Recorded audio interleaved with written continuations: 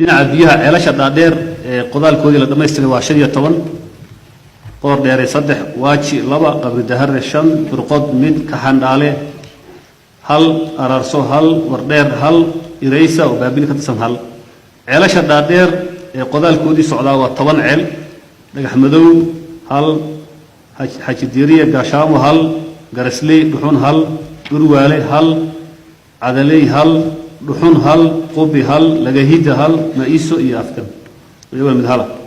ceelasha ay hay'aduhu maalgeliyeen ee dhamaysmay waxa weeye magaalada Awbarre Galawadiile Sigaalo oo Doolacada iyo Dayaxa oo Casha mashaariicda biyo-gelinta ee daraasaadka iyo naqshadeynta loo dhamaystiray waa 5 Durwaale Harti Sheekh Water Supply Biki Water Supply Project Horu Shagax Water Supply Project Haroreys Water Supply Project Ararso iyo Digriley Water Supply Project mashaariicdii biyaha ee magaalooyinka ayaa iyaguna jira mashaariicda biyo-gelinta wejiga labaad ee magaalada Jijjiga wuxuu marayaa 50% mashruuca ballaarinta iyo bilgelinta magaalada Goday wuxuu marayaa 10% iyadoo la filayo in sanadka gudihiisa la dhameystiro dhismaha mashaariicda biyaha ee miyiga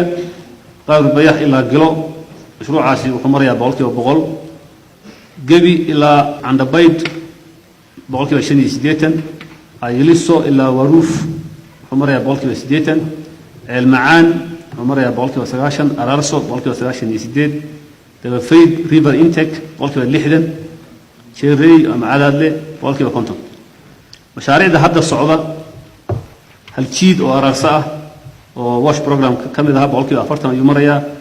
building on spot oo wuxuu marayaa 180 ka xandhaale wuxuu marayaa 180